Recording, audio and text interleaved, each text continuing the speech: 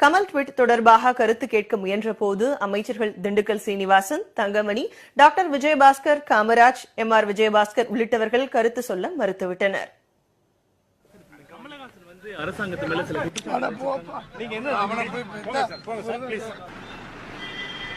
Sir ஒரு சின்ன விளக்கம் தர முடியுமா? கவர்மெண்ட் மேல கமலஹாசன் குற்றச்சாட்டு வச்சிருக்காரு, நீங்க என்ன சொல்ல விரும்புறீங்க சார்? கமலஹாசனோட குற்றச்சாட்டு உண்மையை ஒத்துக்கிறீங்களா? அப்போ ஏன் அமைதி காக்குறீங்க கமலஹாசனோட குற்றச்சாட்டுக்கு? கண்ணாடி ஏத்திட்டா எப்படி சார்? சார் அரசாங்கத்து மேல ஒரு குற்றச்சாட்டு இருக்கு, ஏன் கண்ணாடி ஏத்திக்கிறீங்க?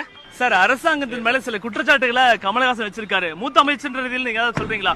எந்த அமைச்சருமே பேச மாட்டீங்களா சார்? கமலஹாசனோட குற்றச்சாட்டுக்கு எந்த அமைச்சருமே பேச மாட்டீங்களா சார்? எந்த அமைச்சருமே பேச மாட்டீங்களா சார்? ஏன் சார்? அப்ப ஒத்துக்கிறீங்களா கமலஹாசனோட குற்றச்சாட்டு? அப்படி இல்லைங்க, நீங்க கேக்குறதுல பதில் சொல்ல வேண்டியது இல்ல.